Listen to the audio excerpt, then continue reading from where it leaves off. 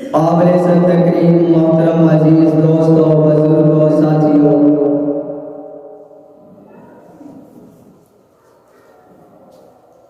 میں نے آپ حضرات کے سامنے قرآن مجید فرقان حمید کی آیات مبارکہ کی تلاوت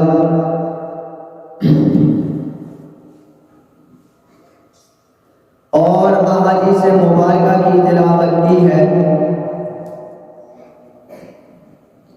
دعا کرتا ہوں کہ اللہ تعالی ہمیں حق اور سچ کہنے کی اور ہم سب کو ان باتوں پر عمل کرنے کی توفیق عطا فرمائے۔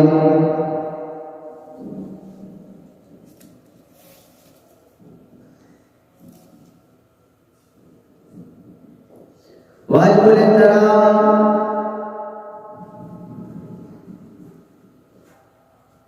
اللہ رب العزت نے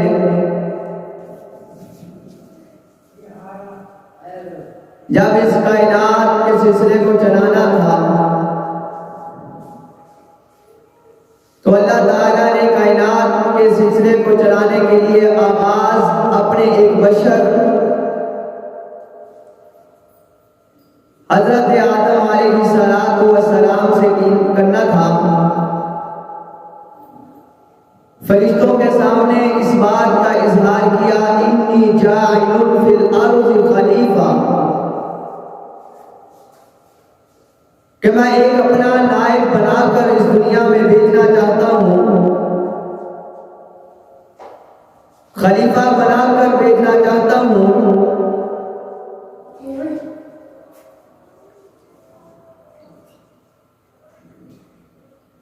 تو آگے سے فرشتوں نے اعتراض کرنے شروع کر دیے کہ اللہ قالوا اتجعل فيها من يفسد فيها ويسفك الدماء، اے اللہ ایسے لوگوں کو اس دنیا میں تو بھیجنے والا ہے جو لوگ خون ریزی کریں گے، جو لوگ لڑائی جھگڑا کریں گے،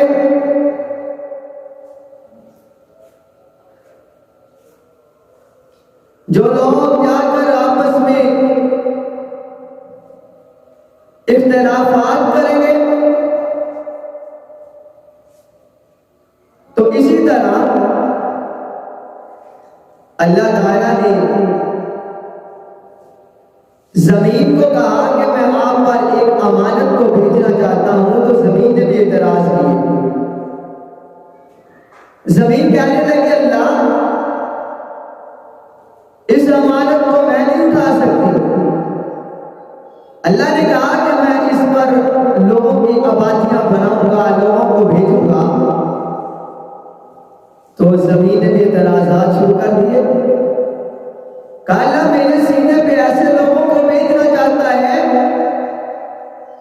جو لوگ اعتراض کریں گے، جو لوگ لڑائی جھگڑے کریں گے، جو لوگ خون ریزی کریں گے۔ اللہ تعالیٰ نے زمین کے اس اعتراضات کو دیکھ کر تو جواب دیا، اے زمین میں اس کا آغاز اس سے کروں کہ جس طرح میرے فرشتے آسمان پر میرے گھر کی زیارت کرتے ہیں، میرے گھر کی طرف رخ کر کر نماز پڑھتے ہیں،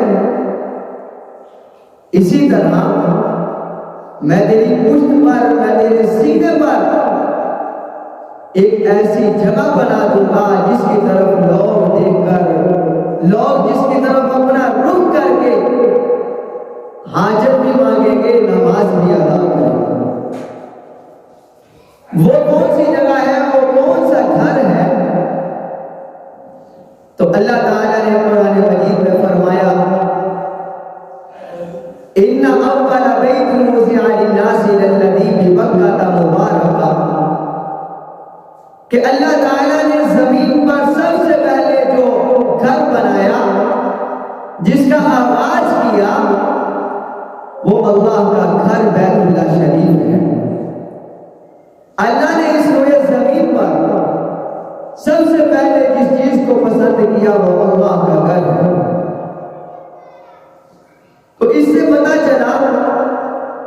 کہ اللہ تعالیٰ کو اپنے گھر سے بہت محبت ہے.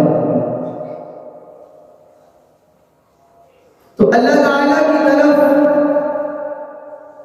ان گھروں کی نسبت ہوتی ہے وَأَنَّ الْمَسَاجِدَ لِلَّهِ، کہ اللہ تعالیٰ نے فرمایا مسجدیں جو ہیں یہ اللہ تعالیٰ کا گھر ہے. مسجدیں یہ اللہ تعالیٰ کا گھر ہے. اللہ تعالیٰ نے مسجدوں کی نسبت اپنی طرف کی ہے. اللہ نے بیت اللہ شریف بنایا ہے، لیکن بنانے کے بعد یہ جتنی بھی مسجدیں اللہ نے اس دنیا کے اندر بنوائی ہیں، یہ ساری کی ساری مسجدیں، یہ ساری کی ساری جو ہے یہ بیت اللہ شریف کی شاخیں ہیں. جب قیامت آئے گی تو اللہ تعالیٰ جو ہے ان ساری جگہوں کو، کروڑوں لاکھوں جتنی مسجدیں ہوں گی دنیا کے اندر، ان ساری جگہوں کو اٹھا کر اللہ تعالیٰ بیت اللہ شریف کے قریب کر دے گا. یہ بابرکت جگہ ہیں جن کے بارے میں اللہ نے فرمایا وَأَنَّ الْمَسَاجِدَ لِلَّهِ، کہ مسجدیں وہ اللہ کا گھر ہے، اللہ کے لیے. آپ اندازہ کریں کہ مسجدوں کی نسبت اللہ نے اپنی طرف کی ہے، اور جس چیز کی نسبت اللہ نے اپنی طرف کی ہے وہ جنتی ہوتی ہے. حضرت صالح علیہ السلام کی اونٹنی تھی. اونٹنی اللہ نے ایک جو ہے معجزے کے طور پر حضرت صالح علیہ السلام کو اللہ نے اونٹنی نکلوائی، لیکن لوگ اس اونٹنی کو ناقۃ اللہ کہتے تھے، اللہ کی اونٹنی. اب قیامت والے دن کوئی اونٹنی جنت میں نہیں جائے گی، اگر جائے گی تو یہی اونٹنی جنت میں جائے گی. کیوں؟ اس کی نسبت اللہ کی طرف ہوگی. اب کوئی کتا جو ہے وہ جنت میں نہیں جائے گا، لیکن اصحاب کہف کے ساتھ نسبت کر جانے والا کتا وہ بھی جنت میں جائے گا. اگر کتا جنت میں جا سکتا ہے، اونٹنی جنت میں جا سکتی ہے، اللہ کے گھر کے ساتھ محبت کرنے والا جنت میں کیوں نہیں جا سکتا؟ اللہ کے گھر کے ساتھ محبت کرنے والا بھی عزیزو جنت میں جائے گا. فلا تدعوا مع اللہ احدا، اللہ نے فرمایا مسجدیں اللہ کے لیے ہیں، اور مسجدوں میں صرف اللہ ہی سے مانگو، اللہ کے علاوہ کسی سے نہ مانگو. شرک سے منع کر دیا کہ شرک نہیں کرنا. قرآن مجید میں اللہ نے فرمایا فی بیوت اذن اللہ ان ترفع، یہ مسجدوں کی اہمیت، مسجدوں کی فضیلت اللہ کے قرآن سے یوں سمجھ آتی ہے کہ اللہ نے قرآن میں فرمایا کہ مسجدوں کو بلند کرو. اب شارحین نے اس کی تفسیر یوں کی کہ مسجدوں کو بلند کیسے کرنا ہے. بعض نے کہا کہ مسجدوں کو بلند کرنے کا مقصد یہ ہے کہ اللہ کا ذکر اتنا کرو کہ اللہ اللہ کی آوازیں مسجد سے آئے. اور دوسری اس کی تفسیر یہ کی کہ مسجدوں کو عام گھروں سے اونچا بناؤ، اس کے مینارے بناؤ، اس کے گنبد بناؤ، مسجد کو اپنے گھروں سے خوبصورت بناؤ. یہ مسجد کوئی عام جگہ نہیں، اس کی فضیلت احادیث سے بھی سمجھ آتی ہے. اللہ کے نبی صلی اللہ علیہ وسلم نے فرمایا کہ تم نماز پڑھو، میں اپنے ایک امام بنا کر باہر نکل جاؤں گا اور جا کر دیکھوں کہ جو لوگ گھروں میں نماز ادا کرتے ہیں کوئی عذر بھی نہیں ہے، جماعت کو چھوڑ رہے ہیں، میں ان کے گھروں کو آگ لگاؤں. اللہ کے نبی نے فرمایا اگر مجھے عورتوں گھروں کا خیال نہ ہوتا، بچوں کا خیال نہ ہوتا تو میں ان کے گھروں کو جلا دیتا. اس سے علم ہوا کہ مسجد کی بہت فضیلت ہے. یہ مسلمان کی ایک تعریف تھی کہ مسلمان کو مسجد سے اتنی محبت ہوتی تھی کہ مسلمان اگر کسی شہر کے اندر آباد ہوتے، کسی جگہ آباد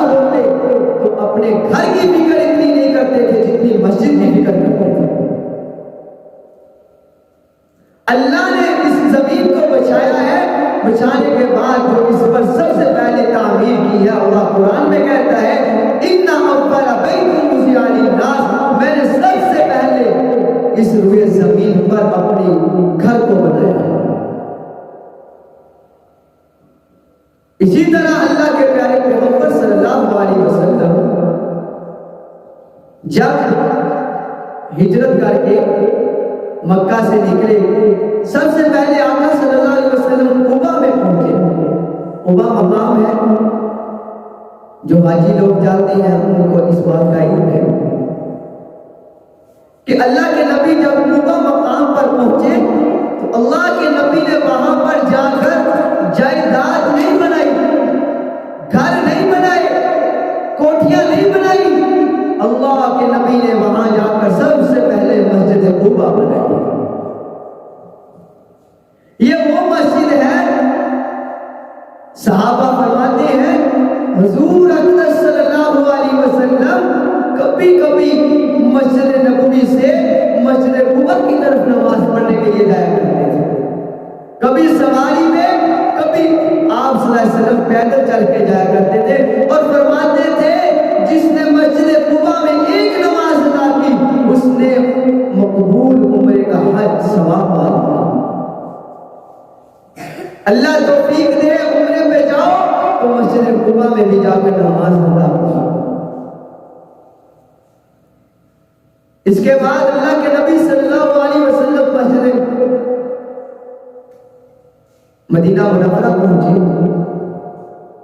حضرت ابو ایوب انصاری رضی اللہ تعالیٰ عنہ کے گھر میں آپ سے پہلے ٹھہرے ہیں، سب سے پہلا مقام آپ کا وہ ہے۔ تو آپ صلی اللہ علیہ وسلم نے وہاں ٹھہرنے کے بعد یہ نہیں کہا کہ میرے حجرے بناؤ، میری اتنی بیویاں ہیں ان کے حجرے بنانے شروع کر دو، بلکہ آقا صلی اللہ علیہ وسلم نے وہاں پہنچ کر سب سے پہلے جس چیز کی طلب کی وہ مسجد نبوی تھی۔ اللہ کے نبی صلی اللہ علیہ وسلم نے صحابہ سے کہا یہ ابو ایوب انصاری رضی اللہ تعالیٰ عنہ کے سامنے جو جگہ ہے یہاں پر مسجد نبوی بنائی ہے۔ صحابہ نے کہا یا رسول اللہ یہ جو جگہ ہے یہ دو یتیم بچوں کی جگہ ہے جن کا نام حضرت سہل اور حضرت سہیل رضی اللہ تعالیٰ عنہ ہے، جو حضرت زرار کے تربیت میں تھے۔ اللہ کے نبی صلی اللہ علیہ وسلم نے فرمایا ان کو لے کے آؤ میرے پاس۔ صحابہ کرام ان دو یتیم بچوں کو حضور کے پاس لے کر آئے۔ حضور علیہ السلام نے فرمایا کہ یہ مسجد، یہ جو جگہ ہے ہم یہاں مسجد بنانا چاہتے ہیں، تو آپ جو ہے اس کی قیمت بتاؤ، ہم آپ کو قیمت دیتے ہیں۔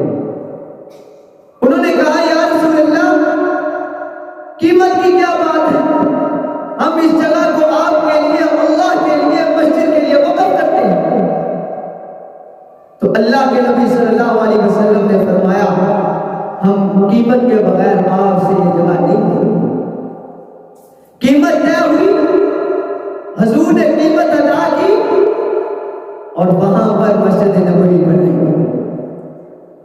عزیزوں یہ مسجد کوئی عام جگہ نہیں، پیغمبر علیہ السلام نے مسجد تعمیر کی ہے۔ اور یہ بات یاد رکھنا، میرے صحابہ کہتے ہیں کہ ہم حضور کے ساتھ تھے، حضور علیہ السلام خود مسجد نبوی کی تعمیر کر رہے تھے۔ صحابہ کہتے ہیں ہم اگر ایک اینٹ اٹھاتے حضور دو اینٹیں اٹھاتے تھے، ہم دو اٹھاتے حضور چار اٹھاتے تھے۔ بعض صحابہ نے کہا کہ ہم نے حضور کو دیکھا کہ حضور نے اپنے سینے تک اینٹیں اٹھائی تھی۔ تو ہم نے یا رسول اللہ کہ آپ نہ یہ کام کریں، آپ ہمارے قائد ہیں، آپ ہمارے رہنما ہیں، آپ بیٹھیے گا، ہم کام کرتے ہیں۔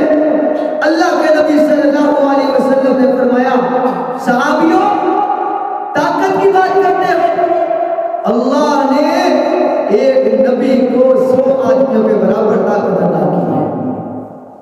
اجر کی بات کرتے ہو، جتنے اجر کے تم مستحق ہو اتنا ہی اجر کا میں بھی مستحق ہوں۔ اللہ کے نبی نے مسجد کی تعمیر خود کی، لوگوں کو بتا دیا قیامت تک آنے والوں کو کہ مسجد کوئی عام جگہ نہیں ہے۔ بھائیوں، اللہ کے نبی صلی اللہ علیہ وسلم نے مسجد کی فضیلت کو بیان کیا ہے۔ قرآن مجید نے مسجد کی فضیلت کو بیان کیا، فرمایا انما یعمر مساجد اللہ من آمن باللہ والیوم الآخر واقام الصلاة وآتى الزکاة ولم یخش الا اللہ فعسى اولئک ان یکونوا من المہتدین۔ قرآن مجید نے کہا کہ جو مسجدوں کو تعمیر کرتی ہے وہ کوئی عام لوگ نہیں ہوتے، وہ لوگ ہوتے ہیں جو اللہ پر ایمان رکھتے ہیں اور آخرت کے دن پر ایمان رکھتے ہیں، نماز کو قائم کرتے ہیں، زکوٰۃ ادا کرتے ہیں، وَلَمْ يَخْشَ إِلَّا اللَّهُ، اللہ سے ڈرتے ہیں، فَعَسَىٰ أُولَٰئِكَ أَن يَكُونُوا مِنَ الْمُهْتَدِينَ، یہی لوگ تو کامیاب ہوتے ہیں۔ آج ایک انسان ہے، اس نے کوئی پلاٹ خریدا، کوئی جائیداد خریدی، اب اس کے پاس اس کی رجسٹری نہیں ہے، اسٹامپ نہیں کیا، وہ کہتا میں قابض ہوں۔ اب کچھ وقت کے بعد اس سے کوئی بندہ جو ہے اس سے غصب کر سکتا ہے، اس سے چھین سکتا ہے، کوئی دوسرا قابض بن سکتا ہے، یا کوئی دوسرا اٹھ کر جا کر عدالت میں کیس کر سکتا ہے کہ یہ فلاں بندہ ہے، اس نے یہ جگہ جو ہے یہ قابو میں کی ہوئی ہے۔ اب آپ خود اندازہ کریں، بتائیں کہ ایک بندے کے پاس رجسٹری نہیں ہے تو اب وہ پکا قابض بھی نہیں ہے۔ اب ایک بندہ مسجد کی تعمیر کرتا ہے، مسجد کی صفائی کرتا ہے، مسجد کی حفاظت کرتا ہے، مسجد کا دفاع کرتا ہے، مسجد کو آباد کرنے کی کوشش کرتا ہے، تو اللہ نے قرآن میں فیصلہ کر دیا کہ یہ پکا مومن۔ حضرت امام احمد بن حنبل رحمۃ اللہ علیہ، موت کا وقت آیا، اللہ کے نبی صلی اللہ علیہ وسلم کا فرمان ہے کہ جب کوئی انسان کی موت جان نکل رہی ہو، اس کے پاس بیٹھے ہو تو اس کو کلمے کی تلقین کرو۔ اب حضرت امام احمد بن حنبل کے بیٹے قریب بیٹھے ہیں، کلمے کی تلقین کر رہے ہیں کہ بیٹے کہتے ہیں ابا جی کلمہ پڑھو، لا الہ الا اللہ کہنا نہیں چاہیے، کلمہ پڑھنا چاہیے۔ اور حضرت امام احمد بن حنبل کیا کہہ رہے ہیں؟ نہیں نہیں نہیں۔ ہوش آئی، بیٹوں نے کہا ابا جی کلمے کا انکار کر دیا، کیا وجہ تھی آپ نہیں کر رہے تھے؟ حضرت امام احمد بن حنبل رحمۃ اللہ علیہ نے فرمایا کہ جس وقت میں نزع کی حالت میں تھا، شیطان میرے پاس آیا، آ کر کہنے لگا اے امام احمد آپ تو اپنا ایمان بچا کر مجھ سے جا رہے ہو۔ میں نے کہا نہیں، وہ کہتا ہے کہ آپ تو دنیا سے جنت حاصل کر کے جا رہے ہو۔ میں نے کہا نہیں، اس لیے کہا تھا، میں نے کہا اس شیطان کو کہ انسان اپنے ایمان کا حفاظت اس وقت تک نہیں کر سکتا جب تک اس کا خاتمہ ایمان پر نہیں ہوتا۔ ابھی میرا خاتمہ ایمان پر نہیں ہوا۔ اب بات سمجھنا کہ میں جو آپ کو بات سمجھا رہا ہوں کہ ایک بندے کے پاس رجسٹری موجود نہیں، اب وہ کیا ہے، تذبذب میں ہے، اسے کوئی کھینچ سکتا ہے، غصب کر سکتا ہے، لیکن ایک وہ بندہ ہے جس کے پاس رجسٹری موجود ہے، اسے کوئی نہیں کہہ سکتا۔ اب جو مسجد کی تعمیر کرواتا ہے، مسجد کو آباد کرتا ہے، مسجد کی حفاظت کرتا ہے، مسجد کا دفاع کرتا ہے، اللہ نے اس کے ایمان کا ذمہ اپنے ذمہ لے لیا ہے۔ اب وہ بغیر ایمان کے دنیا سے نہیں جا سکتا، قرآن نے گواہی دی۔ تو میرے بھائیوں، یہ مسجد کے لیے یہ صفائی کرنے والا، یہ کام مسجد کے کروانے والے، مسجد کو تعمیر کروانے والے، ان کے ایمان کی حفاظت بھی اللہ نے اپنے ذمہ لے لی ہے۔ اب بغیر کلمے کے، بغیر ایمان کے یہ لوگ نہیں مر سکتے، اور اللہ نے اولئک هم المهتدون، یہی لوگ جو ہے ہدایت یافتہ ہیں۔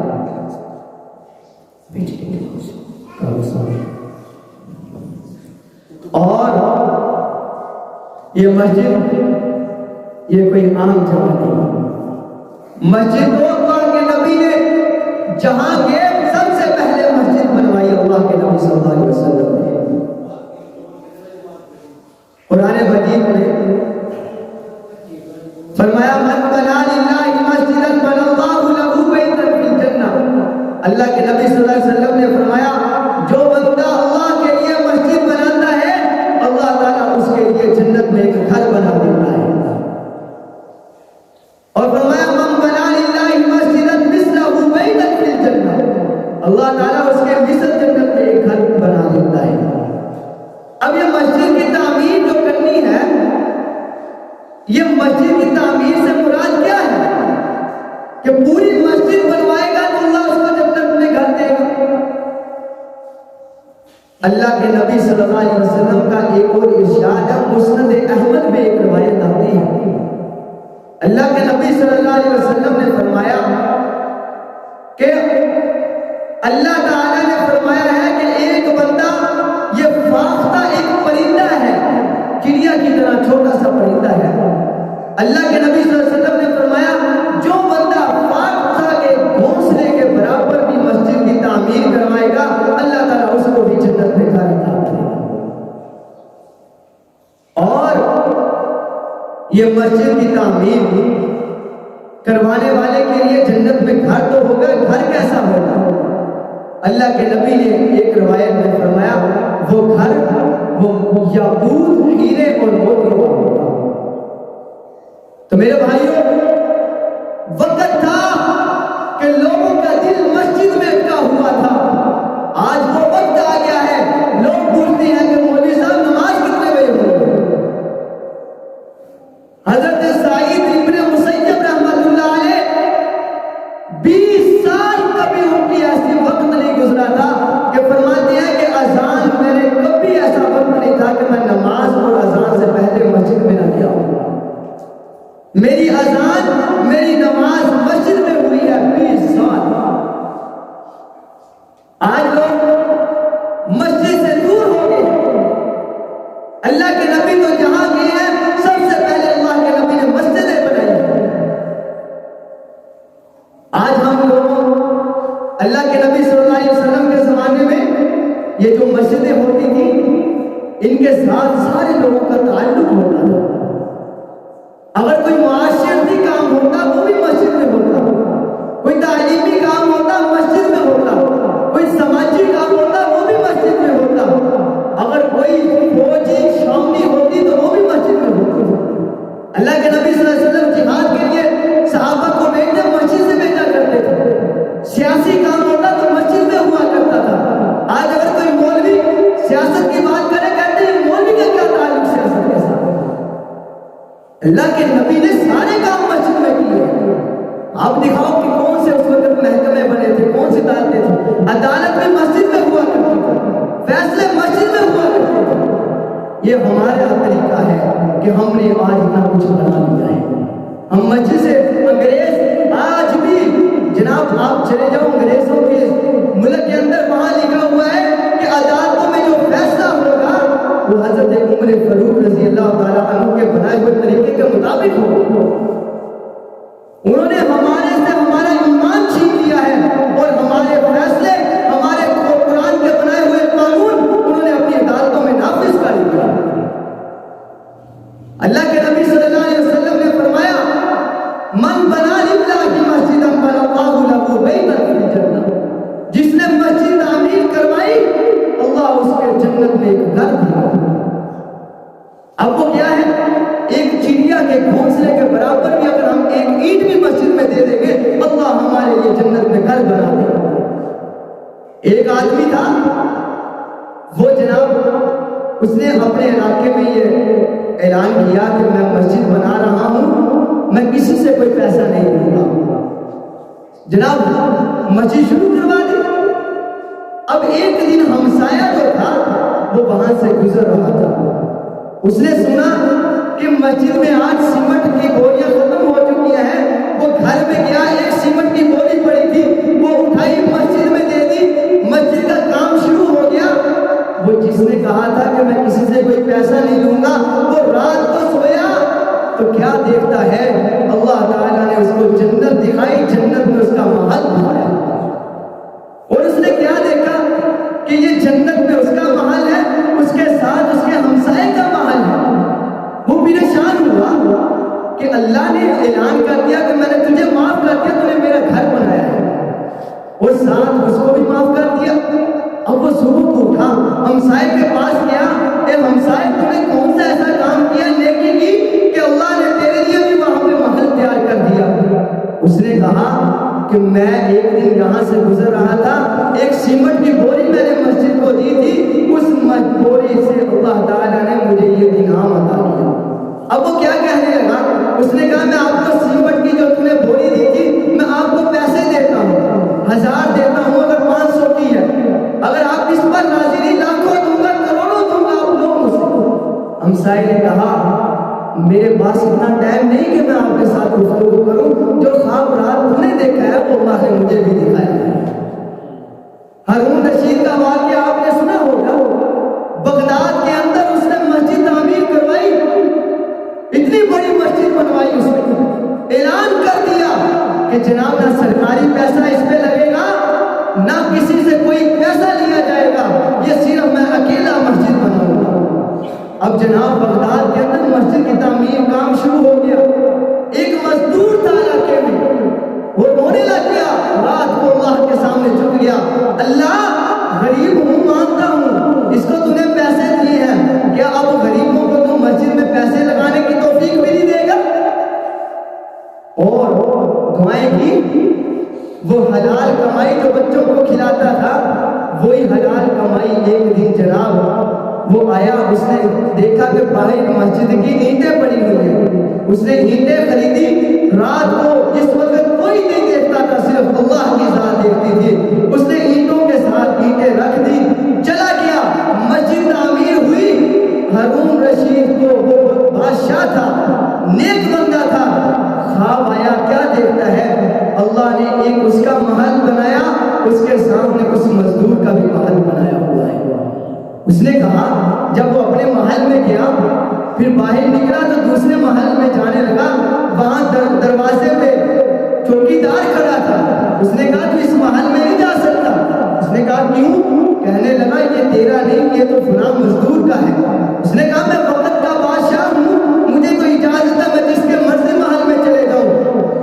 آگے چوکیدار نے کہا تو دنیا میں بادشاہ ہے, آخرت میں بادشاہ اللہ کی ذات ہے. تو عزیز دوستو, وہ آیا, جب اس کی آنکھ کھلی صبح کو, اس نے کہا اس مزدور کو میرے پاس لے کے آؤ. مزدور کو لے کے آئے, اس نے کہا کہ تو نے کون سی نیکی کی ہے؟ کہنے لگا میں نے نیکی تو کوئی نہیں کی, صبح سے شام کمائی کرتا ہوں, بچوں کو کھلاتا ہوں, صرف ایک نیکی کی ہے, تو نے اعلان کیا تھا کہ میں مسجد کے لیے کسی سے پیسے نہیں لوں گا, میں اکیلا مسجد بناؤں گا. میں نے رات کو جس وقت کوئی نہیں دیکھ سکتا تھا, میں نے تیری اینٹوں کے ساتھ اینٹیں رکھ دی تھی, اللہ کو وہی میری نیکی جو ہے وہ قبول ہو گئی. آج لوگ 40-40 لاکھ روپے, 40-40 ہزار جو ہیں ایک ڈھول والوں کو, لائٹوں والوں کو دے سکتے ہیں شادیوں پہ, اگر مسجد کی باری آئے تو مسجد میں 500 دے کر پتہ نہیں کتنا احسان جتاتے ہیں. اور بھائیو, یہ جو دولت ہے جو مسجد کو دو گے, یہ کبھی ختم ہونے والی نہیں ہے. وہ دولت جو آپ اپنے گھروں میں خرچ کرتے ہو, وہ دولت جو شادیوں میں خرچ کرتے ہو, وہ خدا کی قسم دنیا میں ہی رہ جانے والی ہے. مسجدوں میں لگ جانے والی دولت دنیا میں بھی کام آئے گی, آخرت میں بھی کام آئے گی. اس لیے اللہ کے گھروں سے محبت کرو. ایک تو ہے تعمیر کروانا, ایک بندے کے پاس اتنی توفیق نہیں تو مسجد کی صفائی تو کر سکتا ہے. اللہ کے نبی نے فرمایا صفائی کرنے والے سے اللہ بہت محبت کرتا ہے. صفائی کی توفیق, مسجد کی صفائی کی توفیق اللہ صرف اس کو دیتا ہے جس کے دل کو اللہ نے صاف کرنا ہوتا ہے. ایک عورت تھی, حضور صلی اللہ علیہ وسلم کی مسجد کی صفائی کرتی تھی, بیمار ہوئی, حضور علیہ چلے گئے. صحابہ اکرام ساتھ تھے. اللہ کے نبی نے فرمایا اگر اس کا انتقال ہو گیا مجھے بتا دینا, میں اس کا جنازہ پڑھاؤں گا. وہ رات کو انتقال ہوا. صحابہ نے کہا کہ یا رسول اللہ صلی اللہ علیہ وسلم سوئے ہوئے ہیں, حضور کی جو ہے راہ کو سکون کو خراب نہیں کرنا. راتوں رات جنازہ پڑھایا, دفن کر دیا. حضور صبح کو اٹھے تو صحابہ نے بتایا یا رسول اللہ وہ عورت انتقال کر گئی. اللہ کے نبی صلی اللہ علیہ وسلم نے فرمایا صحابہ آؤ مجھے بتاؤ اس کی قبر کہاں ہے. حضور نے اس کی قبر پہ کھڑے ہو کر دوبارہ جنازہ پڑھا. ایک صفائی کرنے والے اللہ کو کتنی, اللہ کے نبی کو کتنی محبت. آج کوئی مسجد میں جھاڑو دے, کوئی صفائی کرے, لوگ اس کو حقارت کی نظر سے دیکھتے ہیں. وہ زمانہ تھا کہ لوگ صبح کو تہجد کے وقت اپنی عورتوں کو مسجد میں لے جا کر مسجد کی صفائی کروایا کرتے تھے, خود بھی ساتھ کیا. عزیز دوستوں, مسجد سے محبت کرو. یہ محبت کی جگہ ہے. جس نے مسجد کے اندر اپنا دل لگا لیا, اللہ کا قیامت کے دن عرش کے سائے میں 7 بندے ہوں گے. ان 7 میں سے ایک یہ بھی بندہ ہوگا جو ہمیشہ مسجد میں رہتا ہے. اللہ تعالیٰ عمل کرنے کی توفیق عطا فرمائے, سنت عطا کرے.